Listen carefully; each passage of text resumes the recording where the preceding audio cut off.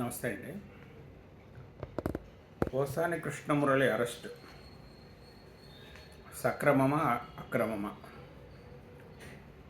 రాజకీయ విమర్శలు చేస్తే అరెస్ట్ చేస్తారా? ఇలాంటి ప్రశ్నలు కొంతమంది వైసీపీ అనుకూలమైన వ్యక్తులు కానీ, కొంతమంది ప్రజాస్వామ్యవాదుల పేరుతో కొంతమంది వ్యక్తులు కానీ మాట్లాడుతున్నటువంటిది మనం గమనించవచ్చు. ఏమైందంటే రాజకీయాల్లో భాష మారిపోయింది. ఒకప్పుడు రాజకీయాల్లో ఏంటంటే విమర్శలకి ప్రతి విమర్శలకి ఒక లైన్ ఉండేది. ఒక పరిమితికి లోబడి విమర్శలు చేసుకునేవాళ్ళు. రోసయ్య గారు బాగా వెటకారాలు, అసెంబ్లీలో బాగా వెటకారాలు మాట్లాడేవాళ్ళు, కొంచెం ఎద్దేవా చేసేవాళ్ళు. చంద్రబాబు నాయుడు గారికి రాజశేఖర రెడ్డి గారికి మధ్య వార్ ఆఫ్ వర్డ్స్, ఇద్దరు ఒకళ్ళకొకళ్ళు పోటీలు పడి మాట్లాడుకుంటూ ఉండేవాళ్ళు.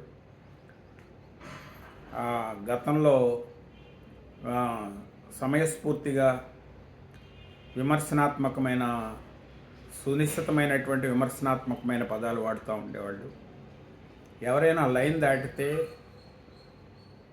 అంటే ఆ విమర్శ ఎదుటి వాళ్ళని నొప్పించేలాగుంటే, ఒకవేళ ఆవేశంలో మాట్లాడినా ఆ పదాలు వెనక్కి తీసుకునేవాళ్ళు, క్షమాపణలు చెప్పేవాళ్ళు.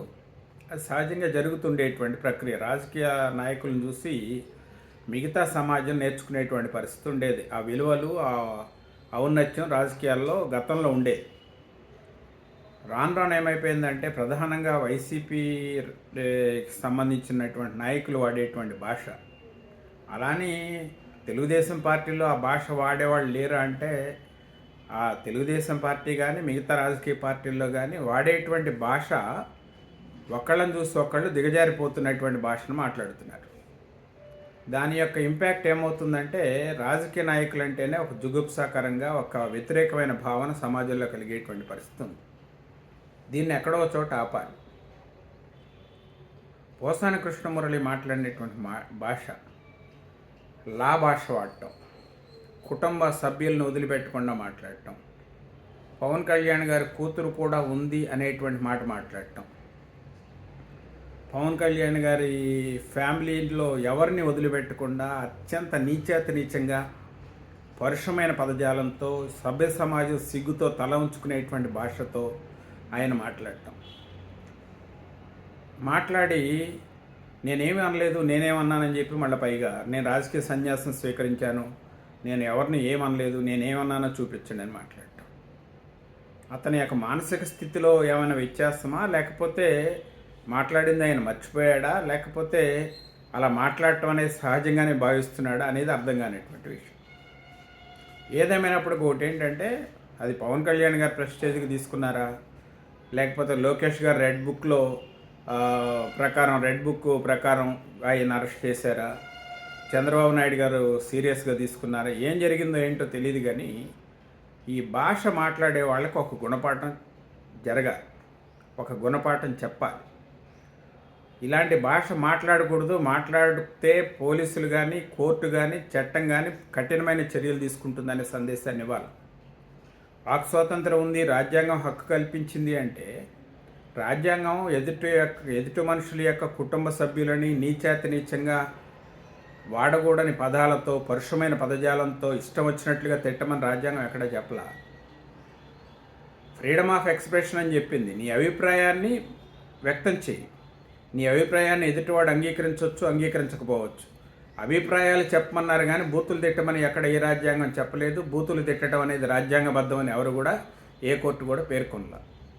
కాబట్టి ఏంటంటే పోసాని కృష్ణమురళి గారి పైన సానుభూతి చూపిస్తున్నటువంటి వ్యక్తులు గతంలో ఆయన మాట్లాడినటువంటి వీడియోలను కనుక ఒకసారి పరిశీలిస్తే, ప్రధానంగా చిరంజీవి గారిపైన, పవన్ కళ్యాణ్ గారిపైన ఆయన మాట్లాడినటువంటి భాష, ఆయన వాడినటువంటి పదజాలం, ఆయన నీచంగా ఆయన మాట్లాడినటువంటి తీరు ఏదైతే ఉందో దాన్ని కనుక గమనిస్తే అతనిపైన సానుభూతి చూపించేటువంటి అవకాశం ఉండదు. ఇవాళ ఏదో ఆయన అరెస్ట్ చేశారు, ఆయనకు ఆరోగ్యం బాగలేదు, ఆయన మందులు వేసుకోవాలా, ఇవన్నీ తెలియవండి. మాట్లాడేటప్పుడు ఆరోగ్యం బాగలేదు, మందులు వేసుకోవాలి అని, ప్రభుత్వం మారిన వెంటనే రాజకీయ సన్యాసం స్వీకరిస్తున్నాను, నాకు ఏ పార్టీతో సంబంధం లేదు అంటే, గతంలో నువ్వు మాట్లాడినటువంటి మాటలకి రాజకీయ సన్యాసం స్వీకరించడం పరిష్కారం కాదు కదా.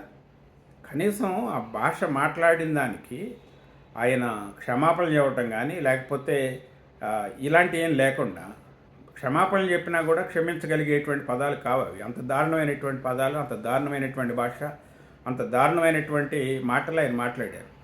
చంద్రబాబు నాయుడు గారి గురించి, లోకేష్ గారి గురించి, కులాల గురించి, సినిమా పరిశ్రమ గురించి, అవార్డుల గురించి, నంది అవార్డుల గురించి ఒకటేంటి అన్నిటిపైన యథేచ్ఛగా ఇష్టానుసారం ఒక పట్టపగ్గాలు లేకుండా ఆయన మాట్లాడినటువంటి తీరు, విధానం ఏదైతే ఉందో అదే ఆయన ఈ అరెస్టులకు కారణం. ఇన్ని పోలీస్ స్టేషన్లో కేసులు పెట్టడానికి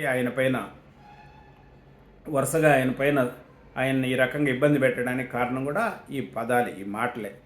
అంటే వాటి తాలూకు ఆ పదాల తాలూకు పనిష్మెంట్ లేకపోతే ప్రతి ఒక్కడు కూడా యథేచ్ఛగా ఎలాంటి భాష వాడతారు రాజకీయాల్లో. ఇంకెంతకంటే ఇప్పటికే సోషల్ మీడియాలో చాలా దారుణమైనటువంటి బూతులు పెట్టరైపోతున్నటువంటి వాళ్ళు, చెలరైపోతున్నటువంటి వాళ్ళు నియంత్రించడం సాధ్యం కాదు. ఖచ్చితంగా ఇలాంటి వాటిపైన చర్యలు ఉంటేనే సోషల్ మీడియాలో కానీ బయట కానీ మాట్లాడేటప్పుడు ఒళ్ళు దగ్గర పెట్టుకొని కాస్త మాట నియంత్రణతో మాట్లాడేటువంటి అవకాశాలు ఉంటాయి. చూద్దాం.